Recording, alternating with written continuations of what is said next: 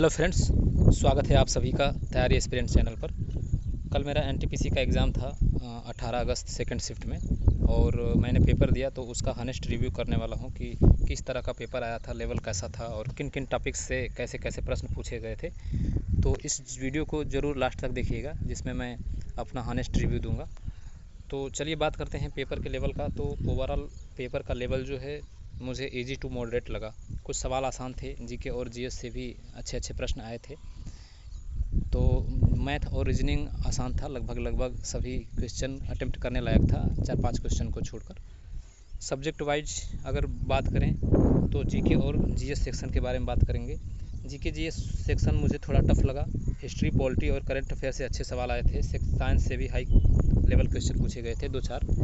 उसके बाद क्वेश्चन की बात करें जीके सेक्शन में तो 8 से 10 क्वेश्चन करंट अफेयर 2025 से पूछे गए थे। तो आप लोग करंट अफेयर 2025 का ज़रूर से ज़रूर तैयार करके जाएं, जिसमें खेल से रिलेटेड था और नियुक्तियां से रिलेटेड था, अपॉइंटमेंट, एक रैंकिंग था जो विश्व प्रेस स्वतंत्रता सूचकांक पूछा था, उसकी रैंकिंग क्या है, और ऐसे कुछ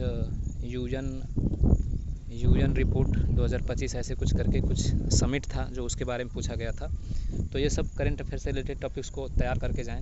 जनगणना से 2011 से 2 प्रश्न थे, जिसमें एक तो भारत की जनसंख्या घनत्व पूछा गया था, और पूछा गया था कि भारत में शहरी आबादी कितना है, परसेंटेज में पूछा गया था, जो कि हमें याद नहीं था, और ऑप्शंस भी क्लोज थे।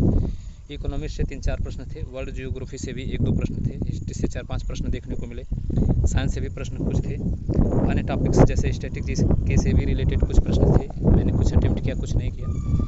तो टोटल मिला कि हमारा जीके का जो पोर्शन था उसमें हमने केवल 22 से क्वेश्चन अटेम्प्ट किए थे, 20 से 22 क्वेश्चन को अटेम्प्ट कर पाए थे। सोच रहे थे कि एक्यूरेसी रहे, वैसे 15-18 के करीब एक्यूरेसी था, और बाकी ऐसे ही कुछ अंदाज से हमने उसको ग्रो किया।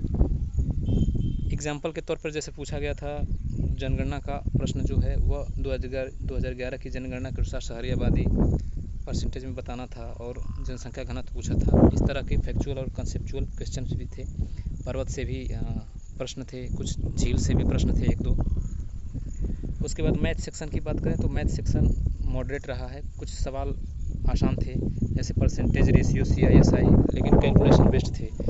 तो हमने यूनिट डिजिट का इस्तेमाल करके भी प्रश्नों को हल करने की कोशिश किया। जैसे कुछ क्वेश्चन ऐसे बड़े थे, उसका आंसर होल में आ रहा था, मिक्स्ड फ्रैक्शन में, तो उसको करना कठिन था। तो ऑप्शन से ही उसका यूनिट डिजिट देख करके, मल्टीप्लाई करके, ऊपर ऐड करके देख लेते, तो उससे आसानी से हो जा रहा था। बहुत सारे ऐसा 3-4 क्वेश्चन थे जो कैलकुलेटेड थे, और उसको यूनिट डिजिट का उपयोग करके आसानी से किया जा सकता था, तो जिसमें टाइम बच सकता था।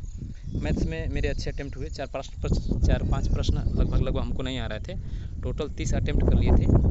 तो 30 अटेम्प्ट करने के बाद पता चला कि 4 क्वेश्चन छूट गए थे, 26 अटेम्प्ट हो चुके थे। फिर मैंने उसको बाद में करने की कोशिश की, और लगभग मैंने सारे अटेम्प्ट कर लिए बाद में आके। आगे आते हैं रीजनिंग सेक्शन की बात करेंगे। रीजनिंग सेक्शन बहुत ही आसान था।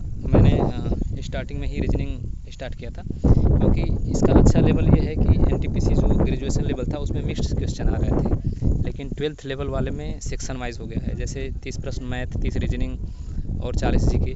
तो सबसे पहले मैंने रीजनिंग को अटेम्प्ट किया था। 30 प्रश्न रीजनिंग के बना लिए थे, वो एक साथ ही 300 प्रश्न हम बना लिए थे। ईजी था लगभग। कुछ क्वेश्चन थे जो पजल थे, अरेंजमेंट, सीटिंग अरेंजमेंट वाला जो सर्कल वाला होता है 6-7 करके, 2-3 प्रश्न उससे आए थे। और जो तल से रिलेटेड प्रश्न होता है कि 1 से 7वें तल है, एक इस तल पे रहता है, बी इस तल पे रहता है, ऐसे करके भी 2 प्रश्न थे जो देखने को मिले थे। यहाँ पर स्कोर करने का अच्छा मौका था। रीजनिंग से मैंने 30 में 30 बना लिए थे। टाइम मैनेजमेंट सबसे ज़्यादा ज़रूरी था, क्योंकि पेपर में टाइम मैनेजमेंट बहुत ज़रूरी है। तो जीके में अटक गए, अगर सबसे पहले जीके और मैथ करने लगे तो पता चला ज़्यादा टाइम खींच लिया, फिर रीजनिंग के लिए टाइम नहीं मिला। इसलिए मैंने स्ट्रेटजी रखी कि सवाल जो आसान सवाल थे उसको मैंने पहले अटेम्प्ट किया, फिर 100 क्वेश्चन अटेम्प्ट टच करने के बाद फिर मैंने वापस आया। जैसे सबसे पहले रीजनिंग अटेम्प्ट किया, रीजनिंग करने के बाद जीके किया, जिसमें से जो नहीं आ रहा था उसको स्किप करते गए। तो 10-12 मिनट के अंदर मैंने जीके को 40 को अटेम्प्ट कर लिया, जिसमें से 20-22 क्वेश्चन अटेम्प्ट किए। उसके बाद लास्ट में मैथ सेक्शन को चुने, और लगभग 80 मिनट के अंदर 100 प्रश्नों को हमने टच कर लिया था। 10 मिनट लास्ट के बच गए थे, जो प्रश्न छूट गए थे, जैसे मैथ के 3-4 क्वेश्चन थे, और जीके के 2-4 मतलब अंदाज से जो किए तो 10 मिनट में वो कर लिए। इस तरह मेरा टोटल अटैम्प्ट 82 से 83 क्वेश्चन थे। तो 30 मैथ, 30 रीजनिंग और 22 से 23 जीके से मैंने अटैम्प्ट किया। तो टोटल 82-83 अटैम्प्ट हमने कल के पेपर में कर लिया।